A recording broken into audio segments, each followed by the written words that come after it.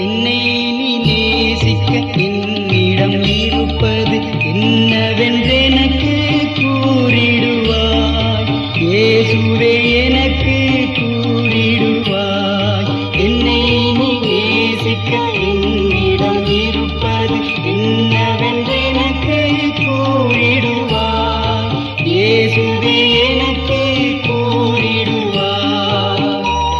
செய்தனில் எத்தனை குறையிருந்தாலும் தாயதை அன்பு செய்வதுமேனோ.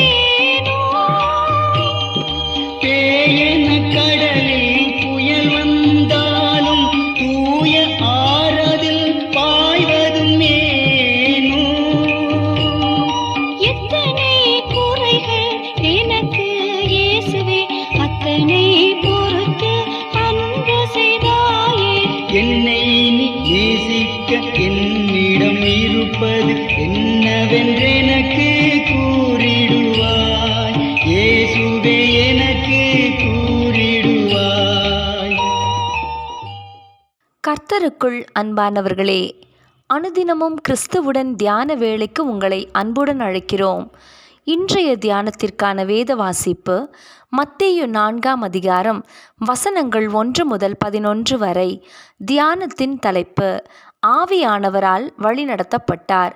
அப்பொழுது இயேசு பிசாசினால் சோதிக்கப்படுவதற்கு ஆவியானவராலே வனாந்தரத்திற்கு கொண்டு போகப்பட்டார். மத்தேயு 4ஆம் அதிகாரம் வசனம் 1.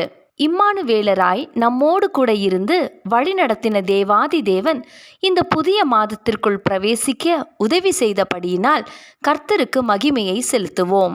உம்முடைய கூடாரம் சமாதானத்தோடு இருக்க காண்பீர். உம்முடைய வாசஸ்தலத்தை விசாரிக்கும் போது குறைவை காணமாட்டீர். யோபு 5ஆம் அதிகாரம் வசனம் 24. குறைவுகளை நிறைவாக்குகிற கர்த்தர் தாமே நமக்கு வேண்டிய புதிய கிருபைகளை தந்து வழிநடத்துவாராக. ஒரு முறை கிறிஸ்துமஸ் ஆராதனை முடிந்து வீடு திரும்பிய போது எனது சிறிய மகள், இன்னும் 3 மாதத்தில் ஈஸ்டர் வந்துவிடும் தானே என்றாள். அந்த வயதில் அவளுக்கு என்ன புரிந்திருக்குமோ தெரியாது. ஆனால் அவள் கவனித்ததை கொண்டு இப்படி ஒரு அறிக்கையை விடுத்தாள். இது பொய்யல்ல. இந்த லெந்து நாட்களிலாகிலும் நமது வாழ்க்கையில் ஒரு மாற்றம் வரவேண்டும் என்று வாஞ்சிப்போமாக. லெந்து நாட்களில் ஆண்டவரின் 40 நாட்கள் உபவாச காலங்களை கூடுதலாக நினைத்து பார்ப்பது உண்டு.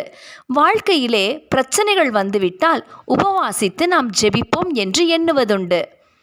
ஒருமுறை இயேசுவிடம் சீடர்கள் வந்து தங்களால் ஏன் பிசாசை துரத்த முடியாமல் போயிற்று என கேட்டனர். இயேசுவோ, இவ்விதமான பிசாசுகளை ஜெபத்தினாலும் உபவாசத்தினாலுமே அன்றி துரத்த முடியாது என்கிறார். இதை கருத்திற்கொண்டு சிலர் அதிக சோதனை வரும்போது, இது பொல்லாத பிசாசின் தந்திரமே, இதை விரட்ட உபவாசிக்கவே வேண்டும் என்று உபவாசிப்பது உண்டு. இவைகள் எல்லாமே நல்ல காரியங்கள்தான். உபவாசிப்பது எப்போதும் நமது சரீரத்தை ஒடுக்கி ஆவியை உற்சாகப்படுத்தி தேவனோடுள்ள உறவில் வளரச் செய்யும். ஆனால் இன்றைய தியான பகுதி இயேசு பிசாசினால் சோதிக்கப்படுவதற்கென்றே ஆவியானவர் அவரை வனாந்தரத்திற்கு கொண்டு சென்றார் என்பதை கூறுகிறது. ஆண்டவர் 40 நாட்கள் இரவும் பகலும் புசியாது உபவாசத்தில் இருந்தார். அதன் பின்னர் அவருக்கு பசி உண்டான போது அங்கே உணவு கிடைக்கவில்லை. பதிலாக சோதனைக்காரன் வந்து நின்றான் என்று காண்கிறோம். அவருக்கு உண்டான பசியை கொண்டே தனது முதலாவது சோதனையை அவரை நோக்கி அவிழ்த்து விடுகிறான். ஆண்டவரும் தேவனுடைய வார்த்தையை கொண்டே அவனுக்கு பதிலளித்தார். இயேசுவானவர் தமது பணியை ஆரம்பிக்கும் முன்பதாக ஆவியானவரின் அபிஷேகத்தை பெற்றது மாத்திரமல்ல, பிசாசையும் அவனது சோதனைகளையும் ஜெயித்தவராகவே தமது ஊழியத்தை ஆரம்பித்தார்.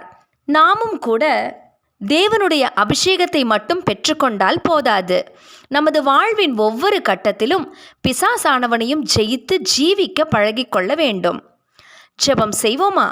கர்த்தாவே, இந்த லெந்து நாட்களில் வெறும் பட்டினி இருக்கும் உபவாச நாட்களாக மாத்திரம் இராமல் ஆண்டவரோடு நெருங்கி சேரும் நாட்களாக வாழ எங்களை அர்ப்பணிக்கிறோம். ஆமென்.